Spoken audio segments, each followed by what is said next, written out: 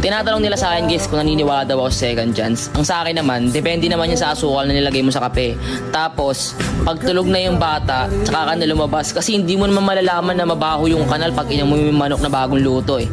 Kasi pansinin nyo yung mga isda, pag hindi yan nakahinga sa lupa, paano yung mga ostrich? Yung mga dinosaur, di ba, wala na sa mundo. Pati ba naman yung mga platypus na bagong usbong pa lang gusto nyo nang kunin. Mali rin na bigyan mo ng sapatos yung tao tapos hindi mo alam yung size ng paa niya kasi yung unan nga hindi mo nga maamoy, hindi mo malaba. Kasi sabihin mo bibigyan kita ng helmet kahit wala ka namang paa. Anong gusto mong patunayan sa akin? Na hindi ako nagugas ng plato, na hindi ako marunong magugas ng pinggan. Wala kang ligo. Aanihin mo yung electric pan kung wala kang saksakan, di ba? Di ba? Isipin niyo na lang guys, isipin niyo yung thermos, pag lumamig yan guys, wala kang magagawa. Yung mga kutsyon, yung mga